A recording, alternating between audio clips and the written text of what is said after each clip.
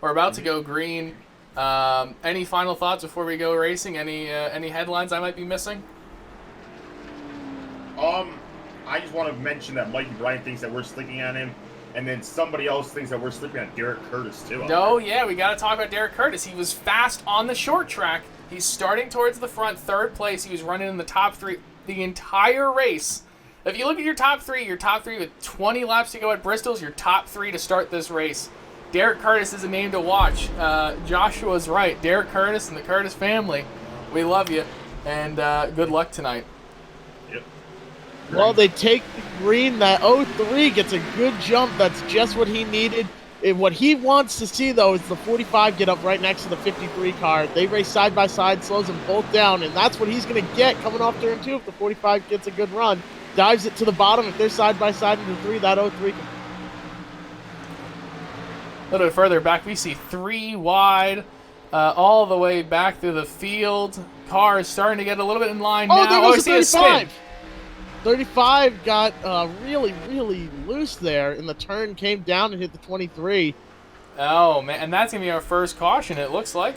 This is the replay. I'm watching the 35 here, and you're right. I think the 77 just went up the track. The 35 did too, and he's going to take out Travis White. No other damage for anyone else, maybe?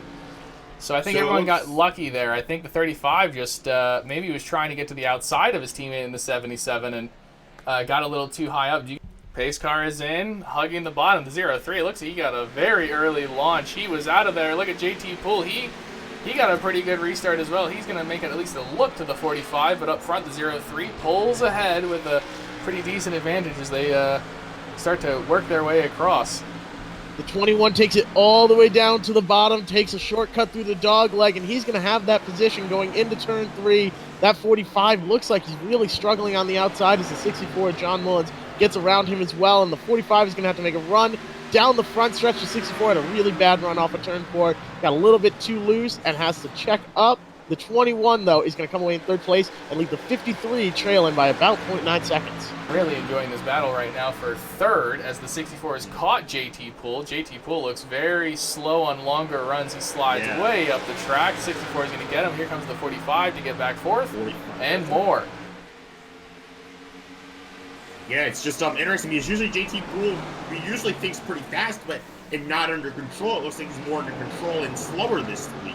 Didn't want to lose it, maybe burnt out those tires because the 14 and 66 are coming. We be yellow. There is a caution out on track, trying to find out who it was, but like you mentioned, yeah, keeping those tires in good shape is very important. However, the 03 and the 64, the 03 and the 64 were only 1,000th of a second apart on that last lap they took. Let's see this replay. We're about to go back green. Our colleague Jeff will come back in a second. Derek Curtis, who just spun, he's going to be your control car. A little bit of tire spin. He leads there going into the first corner.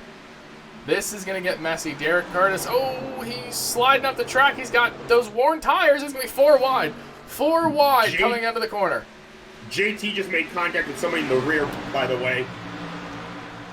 We got cars everywhere. Car in the wall, cars everywhere. Oh, the 03 is going to slide up the track. He's going to clear the 45. That was a bold move. That 45 has worn tires, but he's got the warmest tires right now. Everyone else looks like they're out there on ice skates still as their tires start to build temperature. That you can tell the 45 has just got his worn tires out there. He's out there on some older tires.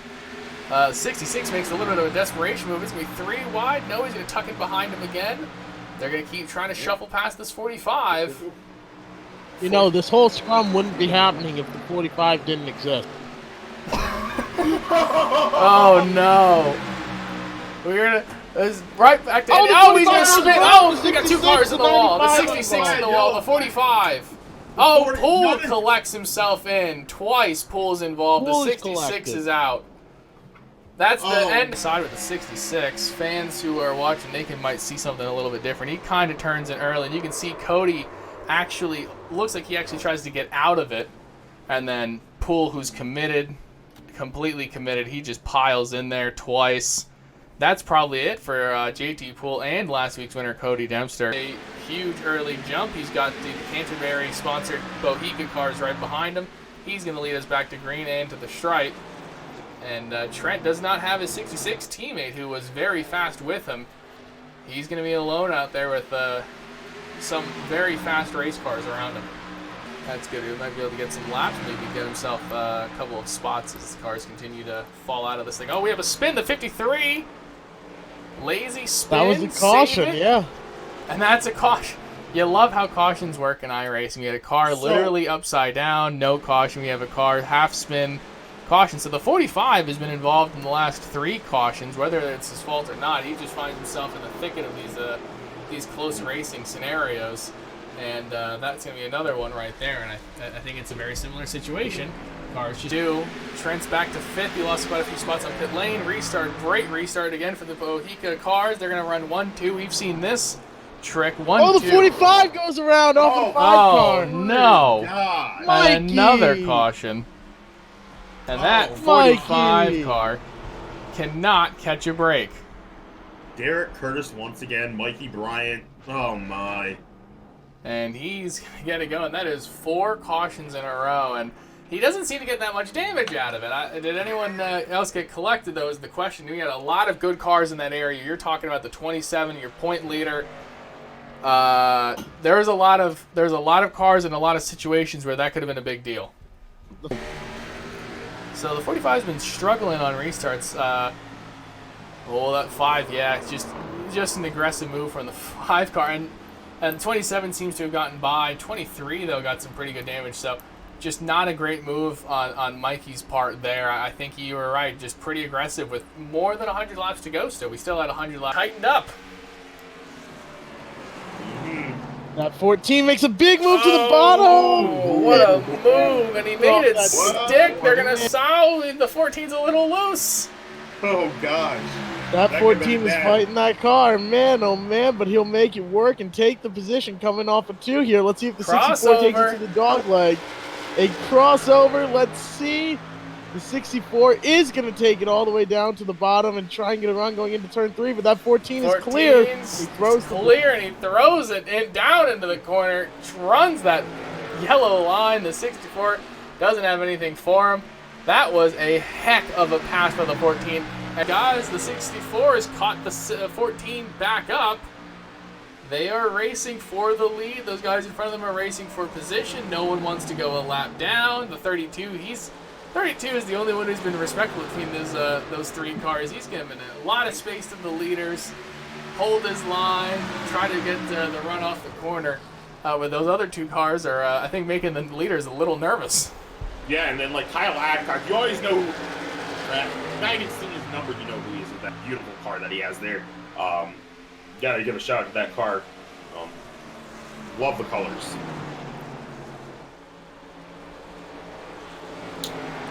'64 gets a little bit hung up there on the 9 as these guys continue to try to circulate laps, try to pull away. We are starting to close in on about 80 laps to go here. The 5, he's going to also move out of the way. I don't think this battle between the 5 and the 9 is done just yet. The 9 car is making a huge move. Do you see how low that 9 car is? Oh, man, he locked. I think he's trying to wreck the 5 car. I would. It really looks like it. That was a scary moment, I think, for all involved. Pit. And here comes the 14. The 64 pits, and here comes the 14 right behind him. It looks like it makes Aaron Davidson, your leader here, is Noah. Aaron Davidson also comes into pit. That'll put Nathan Maurer in the lead. Yep. I imagine that is due to fuel. These guys have been running an awfully long time now. So to go out there and run that long on that 1 tank of fuel, that seems to be the limiting factor here. Not necessarily the tires, which is good for these guys that are, really pushing it. They could make it to the end here if they're doomed to come in here soon. There he goes. Late entrance. He's going to make his way into pit lane. Let's see if Steve Neal decides to putz it around. He's going to go back, maybe try to lead that lap. There he goes. So 77 just barely beats his teammate to the line. He will be your leader. That will be his first lap led of this race. And at this point, big for him with points. Mikey Brown at risk of getting passed down by the 9. There he goes. He finally makes that left-hand turn. This is lap 143, so we're going to have about 44 laps to go. So if this thing stays green, maybe it'll work out in the very long run for him, but it'll be curious to see if he goes 2 laps down and falls out of the top 10, because if a caution were to come out now, I think Cogswell's... Yellow. Speaking of, caution is out. Oh, my goodness. Wow, 1 lap sooner, that wouldn't have been a big deal, but now it is a huge deal. Did anyone see where the caution was? I think I missed the restart here. Oh, what a move! The 14's gonna spin, and he saves it. Save it! Wow! Oh my goodness!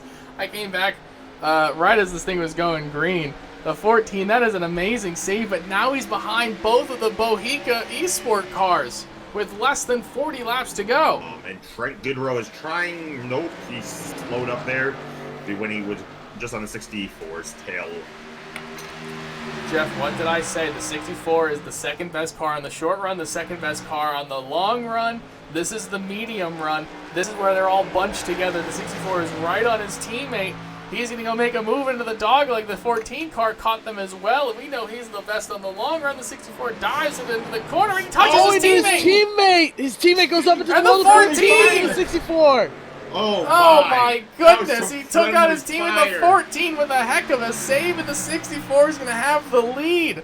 Maybe a little bit of bad blood between the two teammates from earlier. John Mullins will not be denied this week. And over the 64 can't make it past the 23. That was a bold move from the lab car, and he just tightened this battle right back up. 14 sweeps that yellow line, and the 64 got lucky with the 5, not so lucky with the 23 now. He continues. He lost 0.2 of a second there. Look at the 14 dive it in.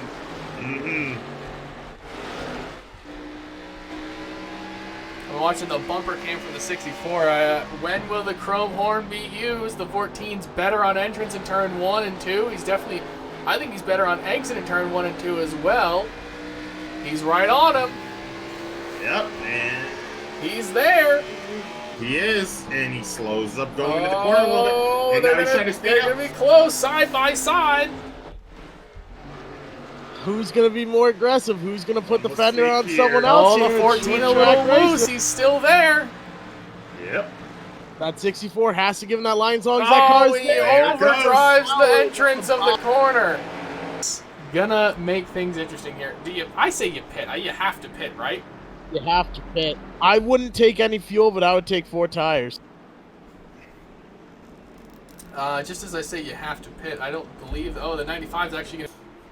Here comes the leaders. This is your 8 cars who didn't take the wave around, who are still on the lead lap. And a big jump for the 53. He got there early in the box. He's going to take off and go. The 14 car doesn't have a terrible shot. Oh, they're wrecking. They're wrecking big time in the way back of the pack. And caution comes out. The 53 almost lost it there on turn exit after the caution came out. That was something else. What happened here in the back of this field? I just saw the 95 wreck. I saw a lot of cars wreck. 95, so here's what happens. The 23 can't pass the 35. They all woe up. The 95 has no chance to avoid hitting the 23. The 66 coming full speed. These guys are trying to catch the field. And that took out a lot more cars, as you can see behind them. More cars involved, including Jonathan Cogswell, your point leader. He got the worst of it. Here they go. One car steps way up out on of line. the restart. The 53 controls it, and he held on for a second there, and he's going to get a big jump. He needs 5 good laps. Will he get it? Will he get the 5 good laps? Will we get another caution? We do have one chance at a green-white checker towards the back. They start to fan out quite a bit. The 64 car trying to catch that 14. I think the 64 knows that if the 14 gets the 53, the 53 is done for. He's got to get to the 14 car first so he can get to the 53 car first. It's a race to the 53, but he's got the warmest tires and he's got the fresh air. He's got a few more laps to get it done. 4 laps to go. TJ Lewis, who's now got the 14 car right on his bumper. He's going to have to take a very defensive line. The 14 car is going to make the move. He's going to go to the bottom. Oh, he's going to get loose. 14 takes. Yeah! Oh, he's going to touch him. They touch. A little bit of fender. A little bit of fender, the 53s. Yellow flag. Oh, caution's out again. And this is going to be a green-white checkered. Where's the caution at? 14 car's got control over the race. The 03 car is going to be the most aggressive. They got the 53 car with the older tires right in front of him. If the 03 was in third, I would give the 03 a chance.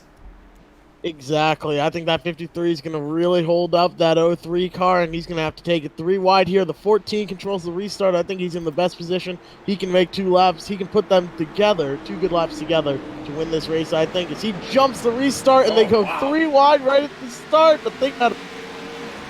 What a great start for the 14. Do they make it back to the white flag? I guess will be the next question. 14 out to a huge advantage. The 64 didn't get a very great jump on his end either. He's going to pass the number 53. Here comes the 03 and the 97. These guys are going to race thinking about 3 wide. The 03 thought about 3 wide on his own teammate again. Big move from the 53 into the corner. He's trying to hold on to all the spots that he can. Yep. Here they come. White flag. This is it. Final lap. Yep. Final lap. Number 14's in the lead. 53s, he's so loose, he's driving it so deep into the corner, the 03 is going to get him. 53 might still be able to hold on to a top 5 behind him. Neal keeps making spots up. Neal's currently in the point lead. He's looking for that bonus. But up front, the 14 of Trent Goodrow will win. Congratulations to Trent Goodrow. What a race. Trent Goodrow, John Mullins, and Aaron Davidson. That's how the race has finished. They're going to pass the 97 to Jesse Abraham, making his first start, and that beautiful Neonism 4. And Cody spins it all the way around 360, gets it going, won't actually lose that much position. Oh, when he gets